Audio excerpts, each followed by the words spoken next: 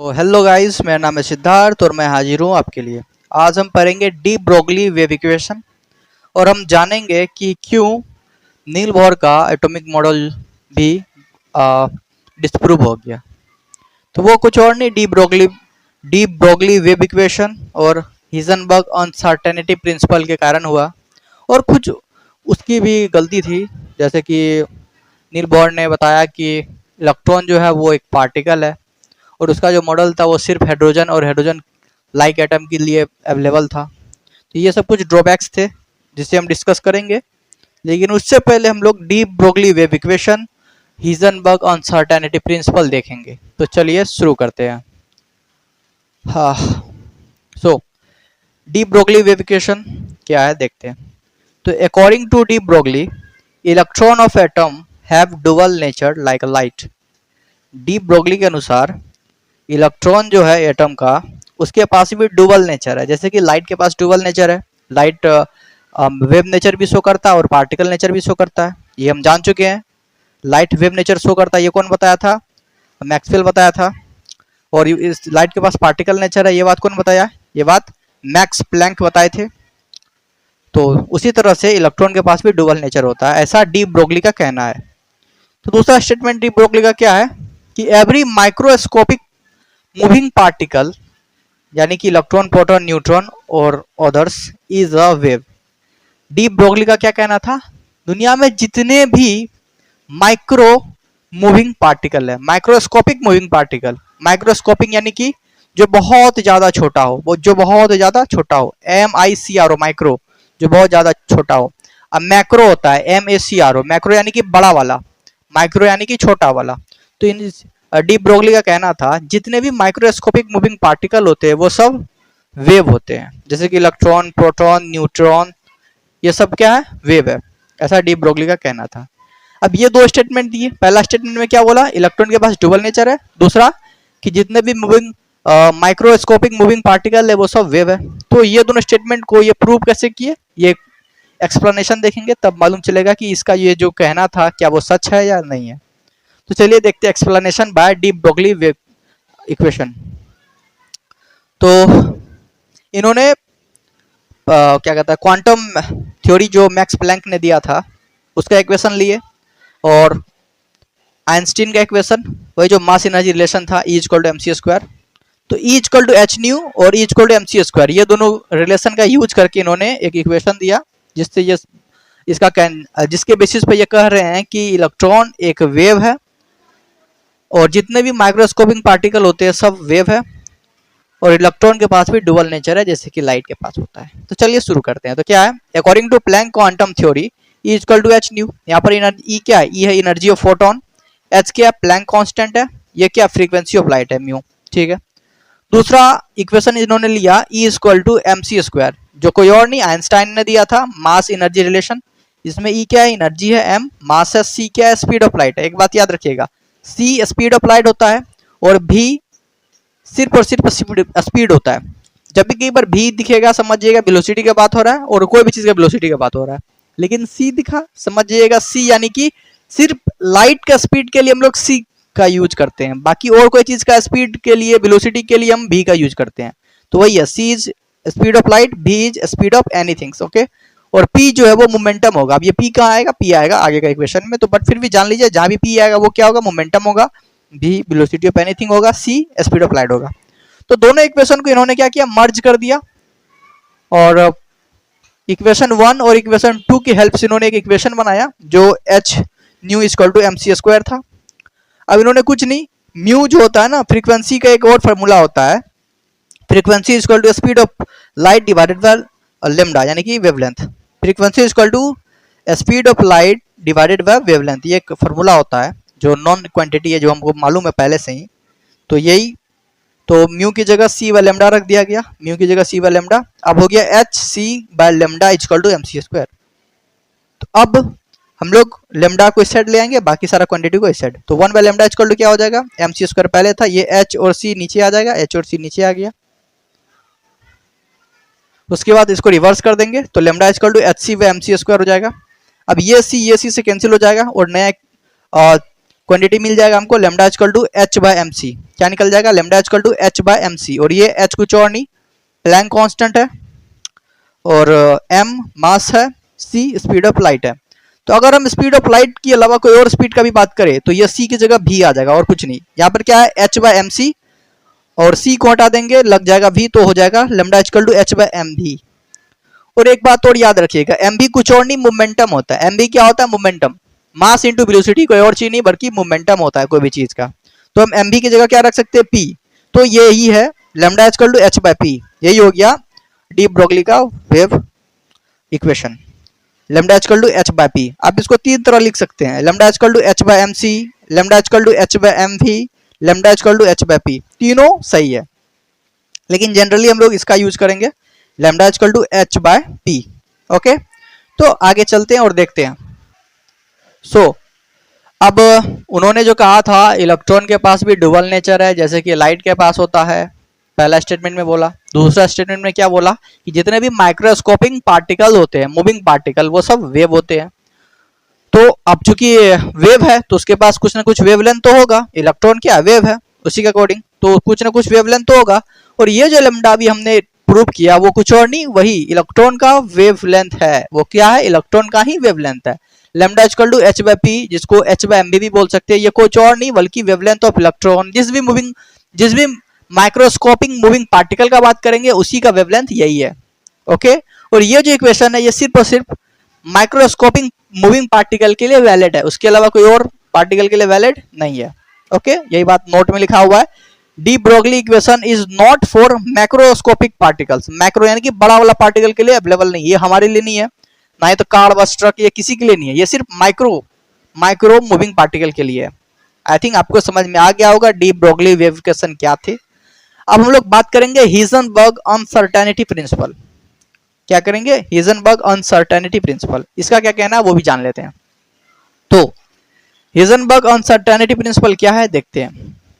तो हिजनबर्ग का कहना था we can not find perfectly position and momentum of sub atomic particles simultaneously. यानी कि इसका कहना था जितने भी सब एटॉमिक पार्टिकल्स है, सब एटॉमिक पार्टिकल यानी कि इलेक्ट्रॉन, प्रोटॉन, न्यूट्रॉन, और इलेक्ट्रॉन, प्रोटॉन, न्यूट्रॉन यानी कि ये क्या है? माइक्रोस्कोपिक पार्टिकल है। यानी कि इसका कहना है कि कोई भी माइक्रोस्कोपिक पार्टिकल का हम लोग परफेक्टली ना तो पोजीशन निकाल सकते हैं ना तो मोमेंटम निकाल सकते हैं एक साथ। अगर हम एक ही साथ चाहे उसका मोमेंटम और पोजीशन दोनों निकाल ले तो ये पॉसिबल नहीं है। किसका? माइक्रोस्कोपिक पार्टिकल या फिर सब एटॉमिक पार्टिकल। अगर हम लोग सब एटॉमिक पार्टिकल का परफेक्टली एक्यूरेटली पोजीशन और मोमेंटम निकालेंगे एक साथ तो वो हम नहीं निकाल पाएंगे, ये पॉसिबल नहीं है। यही बोला हिजनबर्ग ने अपना अनसर्टेनिटी प्रिंसिपल में।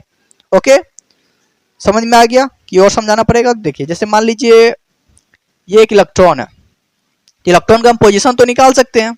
मानिए हम अगर इसका पोजीशन निकाले, क्या निकाल लिए? इसका पोजीशन निकाल लिए। तो जैसे ही पोजीशन इसका हम निकालेंगे, पोजीशन को वैसे एक्स से रिप्रेजेंट करेंगे, सॉरी, जैसे इसका हम पोजीशन निकालेंगे तो इसका मोमेंटम खत्म हो जाएगा। क्यों? इसका मोमेंटम क्या हो जाएगा? खत्म। मोमेंटम फाइंड करेंगे तो पोजीशन खत्म, पोजीशन फाइंड करेंगे तो मोमेंटम खत्म, यानी कि दोनों को एक साथ हम लोग नहीं निकाल सकते। आया समझ में? अब मोमेंटम क्यों खत्म होगा? क्योंकि इलेक्ट्रॉन के पास वेलोसिटी है ना, तो वेलोसिटी बढ़ेगा। अब वेलोसिटी चेंज हुआ तो मोमेंटम खत्म, क्योंकि मोमेंटम कुछ और नहीं बल्कि एम भी है, मास इंटू वेलोसिटी है। तो वेलोसिटी बढ़ेगा तो मोमेंटम भी बढ़वे करेगा ना, इसीलिए तो पोजीशन तो निकाल लेंगे हम लोग, लेकिन वेलोसिटी हो जाएगा चेंज, इसलिए मोमेंटम निकाल नहीं पाएंगे।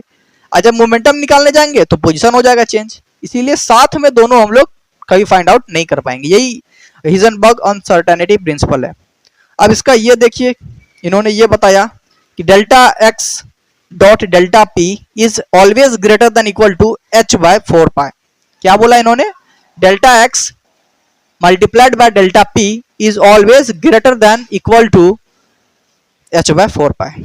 यही इसका इक्वेशन था। इसमें डेल्टा एक्स क्या है? डेल्टा एक्स है पोजीशन एरर, यानी कि उसका जैसे मान लीजिए हम लोग मोमेंटम निकाले तो पोजीशन तो चेंज नहीं हुआ ना, मतलब सॉरी पोजीशन तो चेंज हो गया, पोजीशन तो हम लोग नहीं निकाल पाए, तो पोजीशन में कुछ ना कुछ एरर आ गया, हमारा गलती हो गया, पोजीशन आना एक्स चाहिए था, आ गया वाई, तो वो एरर जो होगा वही होगा डेल्टा एक्स।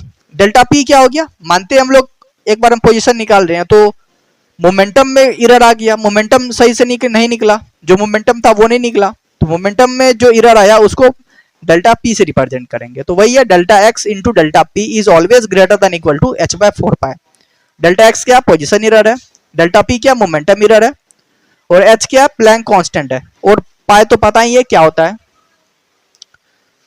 वैसे एक और बात, हम लोग ना पी की जगह डेल्टा भी यूज कर सकते हैं, क्योंकि पी कुछ और नहीं मोमेंटम होता है, मोमेंटम कुछ और नहीं मास इंटू वेलोसिटी होता है। अब चूंकि मास और कोई भी सब एटॉमिक पार्टिकल हो उसका मास तो फिक्स है, यानी कि कुछ वेरिएबल है उसमें, तो क्या भी है, भी के कारण ही पी वेरिएबल हो पा रहा है, भी वेरिएबल है इसीलिए पी भी वेरिएबल है, क्योंकि मास तो कांस्टेंट है, वो कोई भी सब एटॉमिक पार्टिकल ले लीजिए, तो भी के कारण ही पी वेरिएबल हो रहा है, इसलिए हम लोग भी को भी यहाँ पे कंसीडर कर सकते हैं। Delta x dot delta v is always greater than equal to h by 4 pi m. क्या ये समझ में आ गया? सही है। इस साइड सारा कांस्टेंट पार्ट है, इस साइड सारा वेरिएबल पार्ट है, ये बात याद रखिएगा। ओके, तो ये दोनों इक्वेशंस है जो हिजनबर्ग अनसर्टेनिटी प्रिंसिपल के अकॉर्डिंग आता है। तो हमने दोनों प्रिंसिपल्स देख लिए, एक बार फिर रिपीट कर दूं।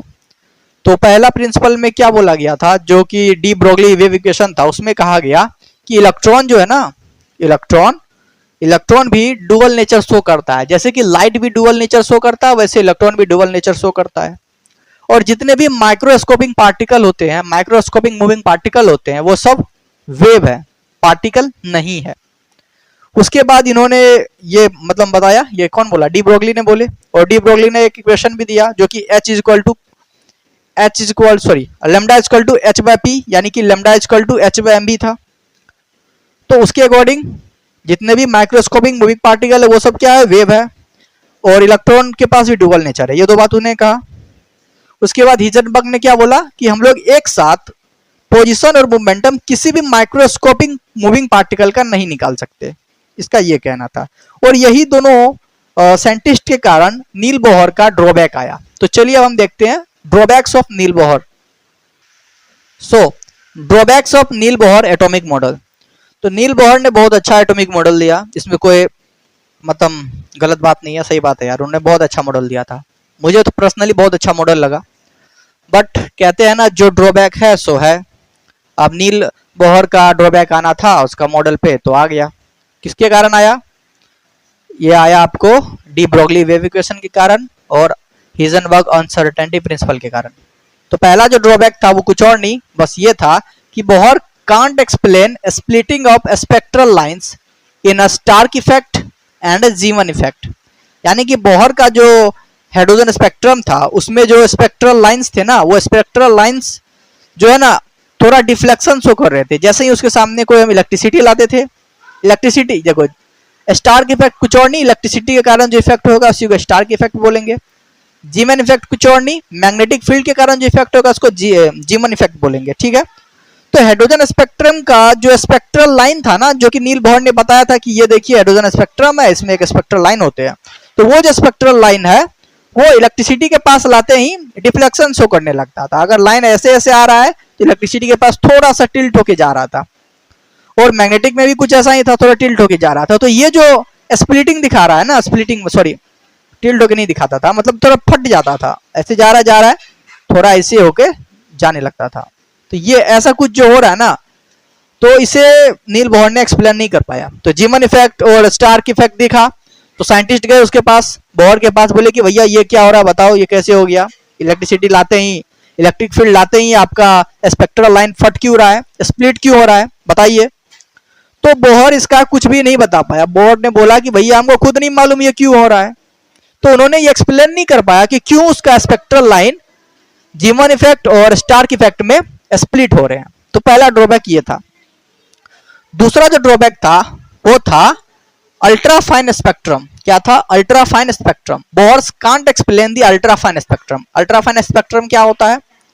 स्पेक्ट्रम तो पता ही आपको क्या होता है, ये दिख रहा है आपको सारा लाइन, ये सारा लाइन का कलेक्शन जो है ना, ये स्पेक्ट्रम बना दिया, ये सारा स्पेक्ट्रल लाइंस है, सारा स्पेक्ट्रल लाइंस का कलेक्शन को स्पेक्ट्रम बोलते हैं। तो हर एक स्पेक्ट्रल लाइन को जूम करके देखा गया तो उसके अंदर भी बहुत सारा बहुत सारा अल्ट्रा फाइन स्पेक्ट्रल लाइन दिखा और सारा का कलेक्शन को बोल दिया गया कि ये कुछ और नहीं अल्ट्रा फाइन स्पेक्ट्रम है।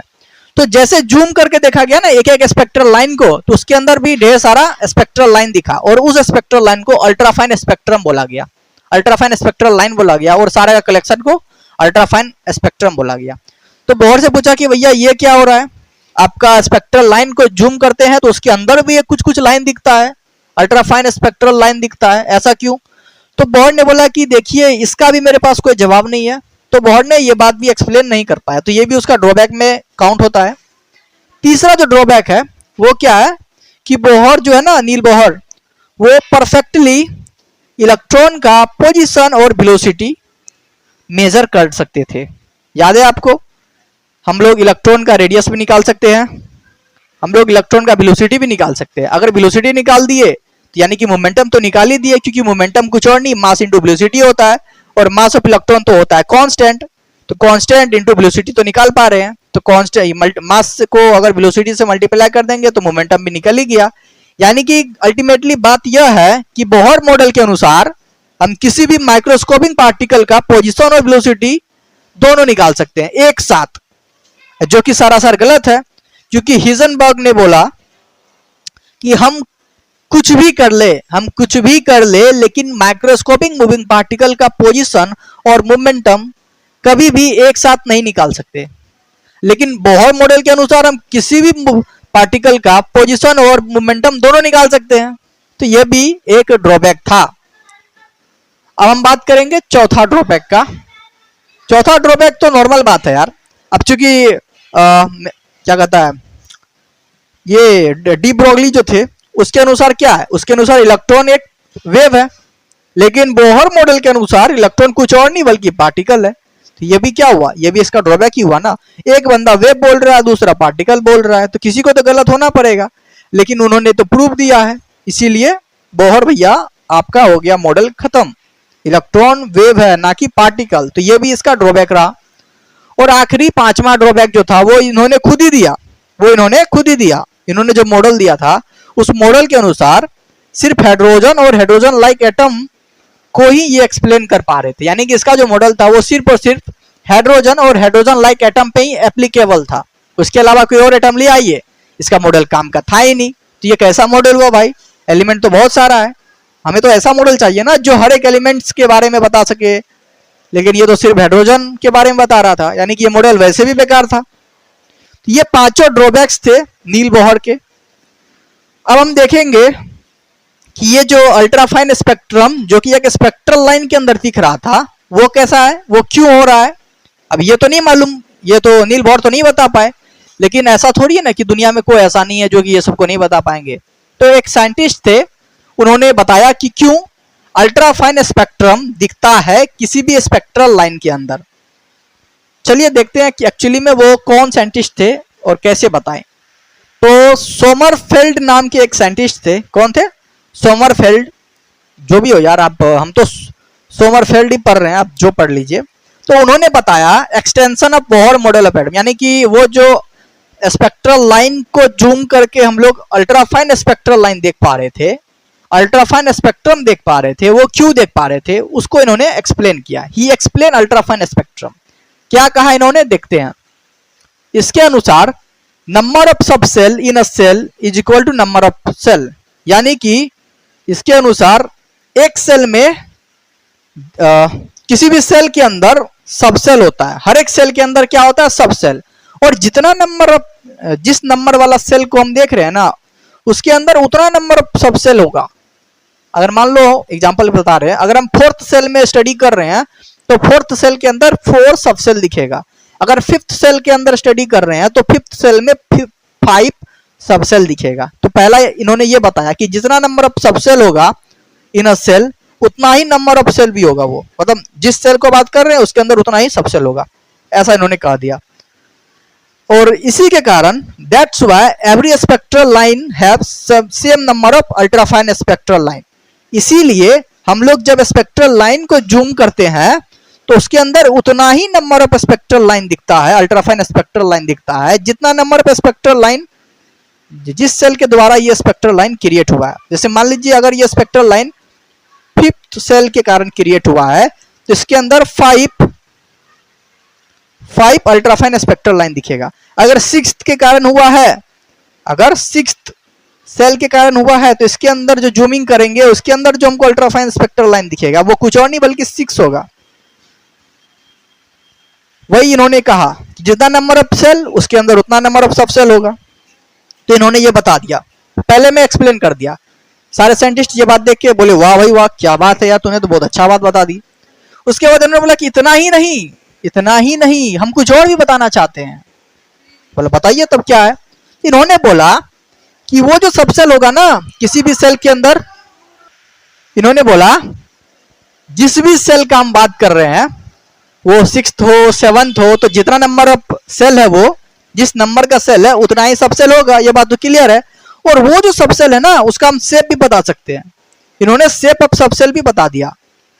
इन्होंने बोला from all subshell in a shell one is circular and rest are elliptical. यानी कि इन्होंने बोला किसी भी सेल के अंदर जितना भी सब सेल हो, आई डोंट केयर कितना भी सब सेल हो, फर्क नहीं पड़ता, लेकिन उसमें से एक सर्कुलर होगा, बाकी सब इलेप्टिकल शेप का होगा। इन्होंने क्या बोला, एक सर्कुलर होगा बाकी सारा इलेप्टिकल शेप का होगा।